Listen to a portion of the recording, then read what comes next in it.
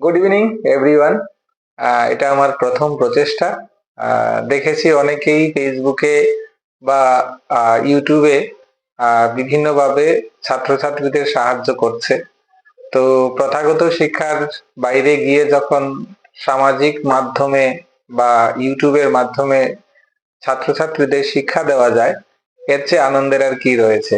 প্রাতিষ্ঠানিকভাবে সবাইকে দিয়ে সম্ভব হয় না, আর যদি ইউটিউবের মাধ্যমে ছাত্রছাত্রীরা উপকৃত হয়, তাহলে এটা হয়তো এর চেয়ে ভালো আর কিছু হয় না। যাই হোক, আজকের আধুনিক যুগে ইউটিউব বা ফেসবুক বা বিভিন্ন ধরনের সোশ্যাল মিডিয়াতে আমরা শিক্ষা গ্রহণ করে থাকি। আমি ব্যক্তিগতভাবে ইউটিউব থেকে অনেক কিছু শিখে থাকি। যাই হোক, ইতিহাসের ছাত্র হিসাবে আমার যেটা সবচেয়ে বেশি গুরুত্বপূর্ণ বিষয় হচ্ছে যে যতটুকু ইতিহাসের জ্ঞান অর্জন করেছি সেটা অন্যের মধ্যে ভাগ করে দেওয়া। ইতিহাস এমন একটা সাবজেক্ট যা ইতিহাস আমাদের জীবন পরিচালনার ক্ষেত্রে ইতিহাসের যেমন গুরুত্ব রয়েছে, তেমনি ভারতবর্ষের যতগুলি ছোট বড় পরীক্ষা রয়েছে, যেগুলি আমরা প্রতিযোগিতামূলক পরীক্ষা বলি বা কম্পিটিটিভ এক্সাম, সেগুলিতে ভারতের ইতিহাস বিষয়ে ধারণা থাকা অবশ্যই দরকার। এই ক্ষেত্রে যদি আমি ভারতের ইতিহাস সম্পর্কে ধারণা নিতে হয়, তাহলে প্রথমত হচ্ছে ইতিহাসে সময় বা কাল, স্থান এবং পাত্র খুবই গুরুত্বপূর্ণ। এবং এই ক্ষেত্রে আমাদের ভারতবর্ষের ইতিহাসের যেমন প্রাচীন যুগ, মধ্যযুগ, আধুনিক যুগ, এই তিনটা যুগ এবং এই যুগের মধ্যে যে ছোট ছোট বিষয়গুলি আছে সেগুলি সম্পর্কে ধারণা লাভ করতে হবে।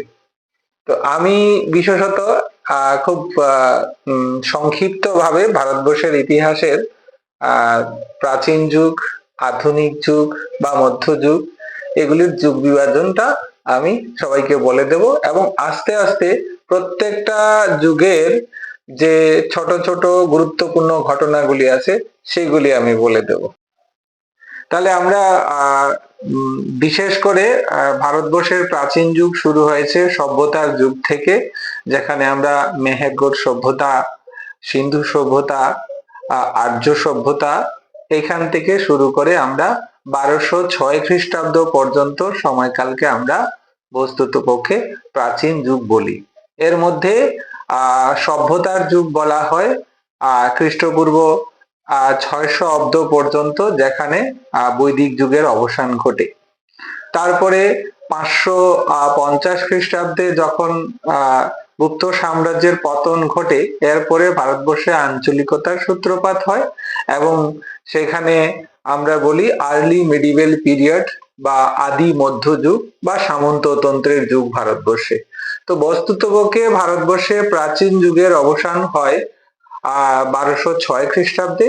1206 খ্রিস্টাব্দে ভারতবর্ষে আনুষ্ঠানিকভাবে যে শাসন ব্যবস্থার সূত্রপাত হয় সেটা হচ্ছে তুর্কিদের শাসন, এবং এই তুর্কিদের শাসন থেকে ভারতবর্ষের মধ্যযুগের ইতিহাসের শুরু।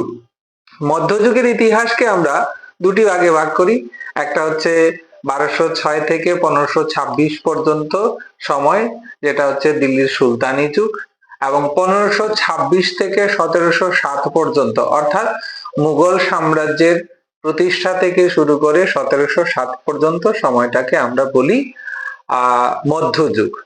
এবং মধ্যযুগের পরবর্তী যে অধ্যায় 1707 থেকে 1750 খ্রিস্টাব্দ বা 57 পর্যন্ত, অর্থাৎ পলাশী যুদ্ধের আগে পর্যন্ত সময়টাকে আমরা প্রাক ব্রিটিশ যুগ বলি। আর 1857 সাল পর্যন্ত যে সময়টা আছে সেই সময়টাকে আমরা বলি কোম্পানির শাসনের যুগ। অতএব অষ্টাদশ শতকের শুরু থেকে, অর্থাৎ 1707 থেকে 1964 পর্যন্ত সময়টাকে আমরা বলি আধুনিক যুগ। এই হচ্ছে ভারতবর্ষের প্রাচীন যুগ, মধ্যযুগ এবং আধুনিক যুগ। নমস্কার, আমি এই চ্যানেলে আমার এই প্রথম ভিডিও। যদি কেউ এই বিষয়ে উপকৃত হয়ে থাকেন তাহলে চ্যানেলটাকে সাবস্ক্রাইব করবেন, লাইক করবেন, শেয়ার করবেন, আর আমাকে কমেন্ট করে জানাবেন যদি ইতিহাসের বিষয়ে যে কোনো বিষয়ে জানতে হয়, আমি আস্তে আস্তে চেষ্টা করব প্রত্যেকটা বিষয়ে এইভাবে জানান দেওয়ার।